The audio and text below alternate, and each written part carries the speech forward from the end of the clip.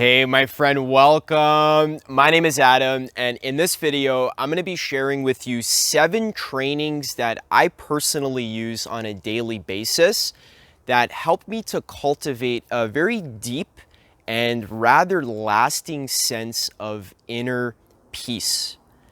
Now, this is so important. Inner peace really is the key ingredient to living a happy life. In fact, I would say that's what most people are searching for. And I think it is possible for every single person to train themselves to actually learn how to remain peaceful in pretty much any circumstance in life. So cultivating inner peace is a training, something you have to do consistently over a long period of time. But if you actually apply what I'm going to be sharing with you in today's video, over time you're going to notice that you're just able to stay calm in situations that used to trigger you. You're going to be a lot less reactive. And when you can stay peaceful, what I notice is that I just naturally become a lot happier, a lot more blissful. I worry a lot less about things going wrong, and my life just becomes kind of like an effortless flow. And this helps me be more creative and just really get the full juice out of my life. So first of all, it's very important for you to understand that what is inner peace? What actually is it? Inner peace is the opposite of reactivity. So in your daily life, there are all kinds of experiences and circumstances that occur. You go to work, you go to school, you talk to people, eat food, hear things on the radio, watch stuff on your phone. Now, most of us live in an autopilot state of mind where we're actually being pulled by life. The actual circumstances of our life is what is dictating our behavior. We're not consciously choosing our actions. In many cases, we're actually just reacting to these circumstances of life. That's what happens when we feel like we're a victim. So many unconscious people have a very strong victim mentality where they feel like they're at the mercy of life. They don't feel empowered. They don't remember that they're the actual creator of life itself. They forget that, so they feel at the mercy of life. They feel like, oh, the economy is why I can't make money. My body type is the reason why I can't lose weight. The way my friends are so rude, that's why I don't go out and socialize. So the cause for my suffering is always external to me. It has to do with a reaction against the external world. This is the unconscious life. You give your power away to Maya, or the dream. The dream is controlling you. You're not controlling the dream. So when we learn how to cultivate inner peace and remain non-reactive to circumstances, when we can remain neutral, then that is what allows us to reclaim our power as the creator of life and stay centered and respond to circumstances as opposed to reacting to circumstances unconsciously like a knee-jerk reaction, almost like an animal. So we don't want to live like an animal. We want to live like a dignified human being who has a choice, who chooses something positive. All right.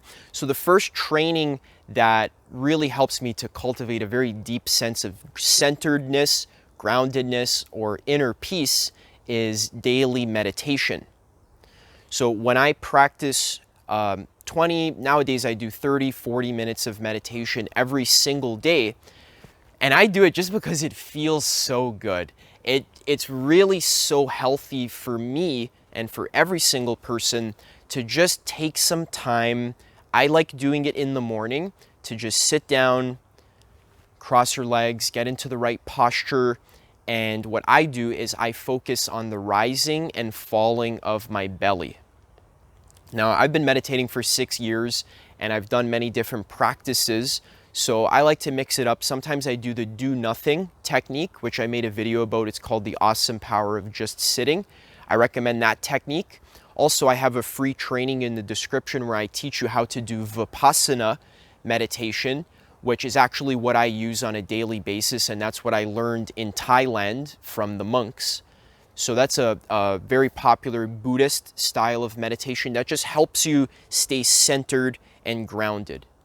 So the key is daily meditation. If you're not meditating daily, what I find is every once in a while, if I skip a day of meditation, it's almost like my whole life just like falls to shambles and I get sucked into the current of life. And it's like life is pulling me around. My cravings are pulling me around. My fears are pulling me around, and I'm not being calm and centered and taking action from an empowered place of realizing my true nature. And my true nature is God, which is just pure emptiness, pure awareness, pure consciousness, wakefulness, presence, emptiness. It's all same words. It's pointing to the same thing. It's just who you are. It's what you actually are now. Just pure awareness. The same awareness that's in my heart is the same awareness that's in your heart. It's the same emptiness. Emptiness doesn't change. I'm talking about pure nothingness. It's actually love. That's what it is. When you can hold space for reality, that's what being loving means. Being loving means to hold space. So when I talk about emptiness, people think emptiness is like, the vacuum of space. But emptiness isn't just the vacuum of space. Emptiness is literally everything. Even forms are inherently empty. But that's a deeper point. So the second training that I like to use to cultivate deep inner peace is to spend some time in nature. And I actually like spending time in nature every day. Now that it's the summer here in Canada, I like to spend as much time in nature as possible. And when I say spend time in nature, I don't just mean go for a rushed walk while you're listening to music and you're on your phone. That doesn't really count as spending time in nature. I recommend taking off your shoes and actually feeling your feet on the floor, even though right now I'm standing on a bunch of branches and twigs and rocks, but you'll get used to it. It's very important to connect your feet to the floor. It just makes you feel good. And also what I like to do is I just like to observe with my eyes the actual movements of the trees, the movements of the animals and the flowers. I just like to really take it in. And there's something very wise about nature. When you observe nature very closely, you really start to learn about the natural law of the universe, and that allows you to harmonize with that law and really live in alignment with that. So just as a practical example, so you don't think I'm some kind of esoteric quack, a practical example would be if you can see the way that the trees blow in the wind. They're very free and open. They're very loose in the way that they move, not very rigid, very loose and flowing. So that's an example of the natural law. So in your life, how can you have a very open and loose and flowing consciousness? How can you open your mind to experience? Don't be rigid. Don't hold yourself against life. Flow with life. Be open. That's just one example. So nature, very important. Number 3, the third training that I like to use to cultivate a deep sense of inner peace is to work hard and to challenge myself. So, when I first got into meditation, I thought that to be truly peaceful, I needed to do nothing. I needed to just sit in a room and not go to the gym, not challenge myself or push myself, just sit and do nothing. Now, if you actually do proper nothing for a long time, that actually is a form of challenging yourself. But what I found is that life, the only way you can appreciate true peace and true rest is to actually work hard. So have you ever, it's kind of like if you work really hard one day, like you do all your chores, you exercise, you just have a really long day full of hard work. That night, you might notice that you have a very deep and restful sleep. Or just even in the evening when you're unwinding, you find that you can rest a lot better if you work hard during the day. So I like pushing myself by going to the gym, taking cold showers, sometimes reading difficult material, and making videos, working, and just pushing myself, actually working hard. I find that by the time night comes around, I feel very peaceful. And even while I'm working, I actually feel very peaceful. So challenging yourself, pushing yourself, working hard, a great way to cultivate inner peace, because you can't know peace unless you know work. This is the duality of life. The fourth training to cultivate a very deep sense of inner peace that I've found is to patch up integrity leaks. So integrity leaks are basically things that you do that you know are very selfish, that aren't in alignment with the flow of life. So for example, a few weeks ago, there's this supermarket near my house, and it's a very expensive supermarket, and they have this self-checkout lane. And there's nobody in the self-checkout lane. Nobody watches over it. There's no security. And I actually got into the bad habit of whenever I would go check myself out for my groceries, I would end up stealing like one thing, right? Whatever would be at like the bottom of my bag, I would, if there was like an expensive bottle of shampoo that I didn't want to pay for, I just wouldn't scan it, and I would just walk out of the store.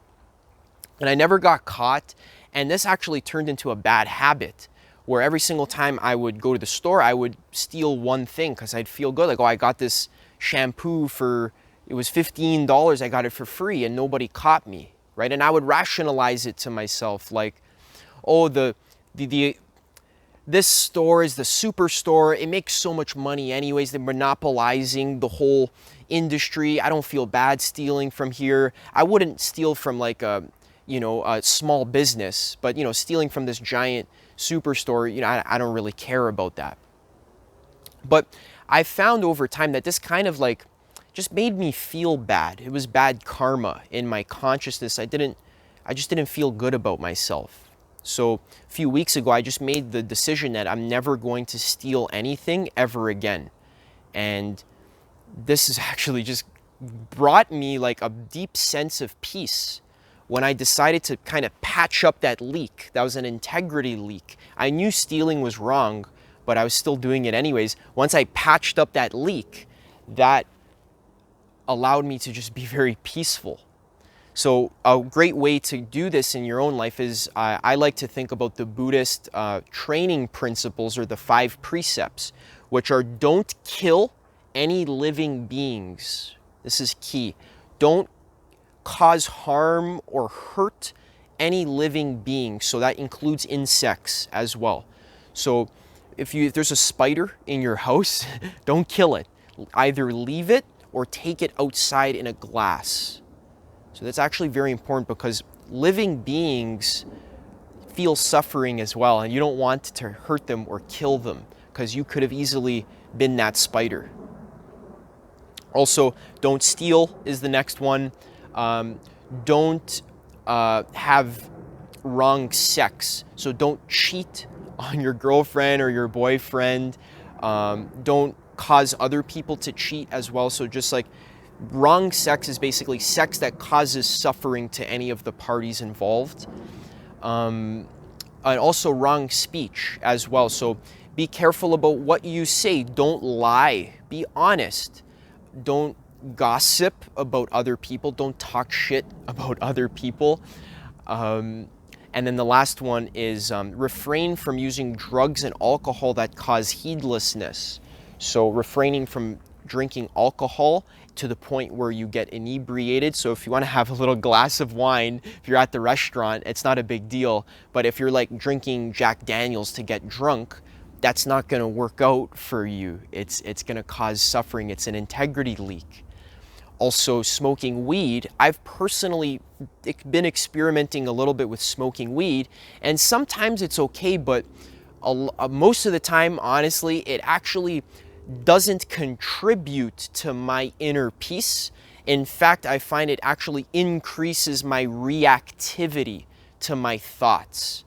So it doesn't really make me feel calm and peaceful. It actually sometimes makes me feel more reactive. So I've been taking a step back from smoking weed, and if that's a big problem for you, I recommend doing the same. It's not going to help you with your inner peace. You need to cultivate peace without drugs.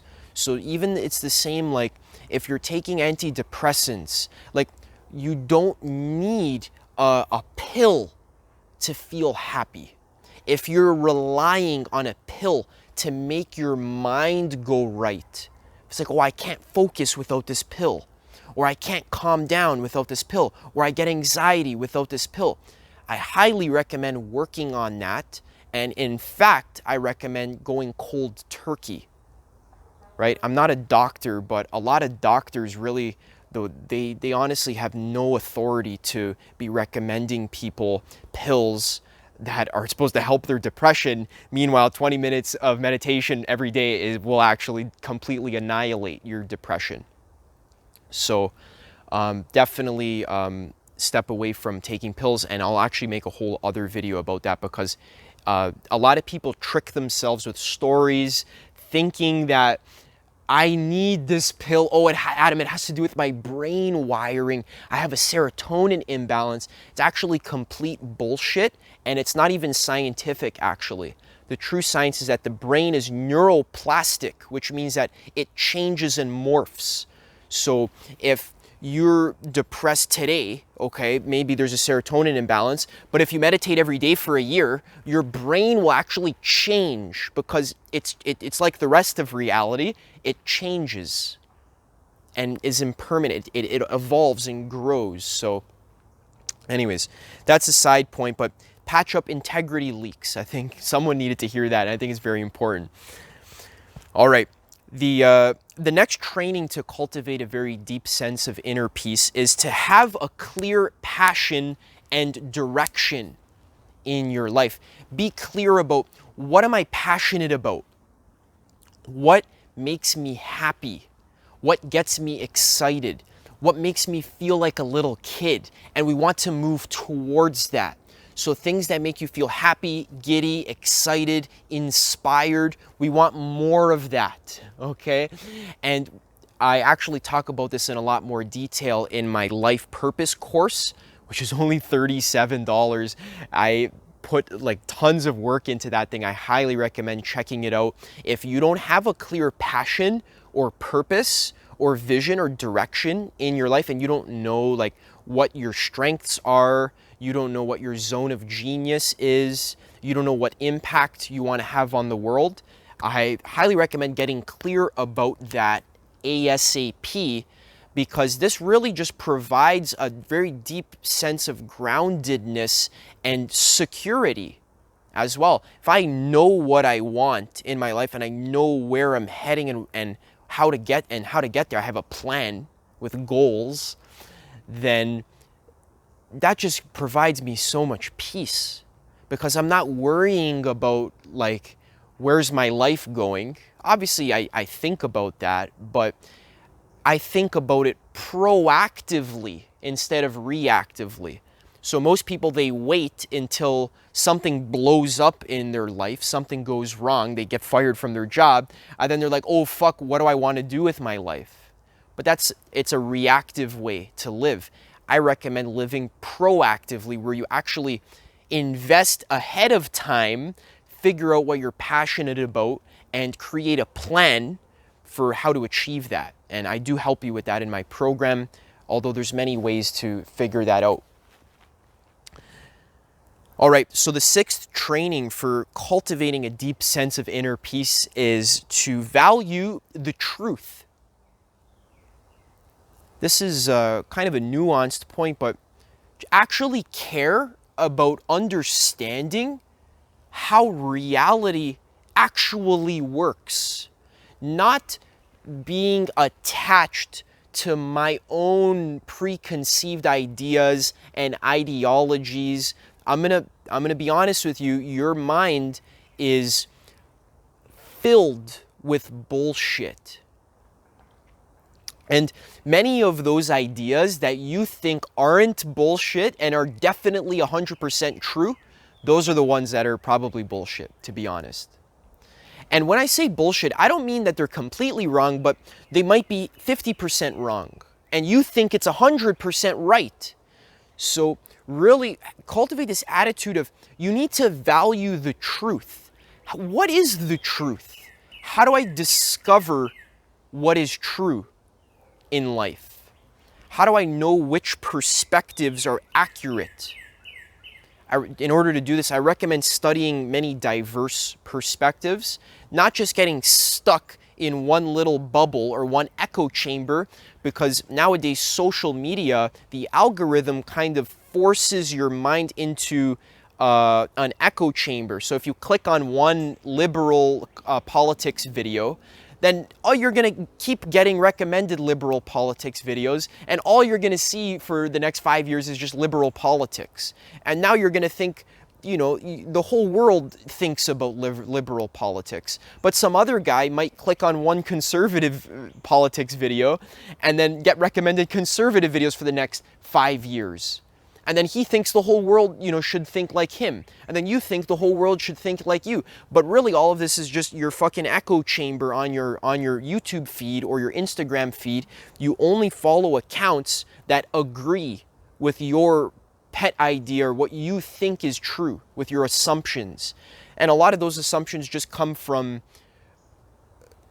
cultural, from your culture. You haven't really questioned these assumptions or absorbed them consciously. You've absorbed them unconsciously.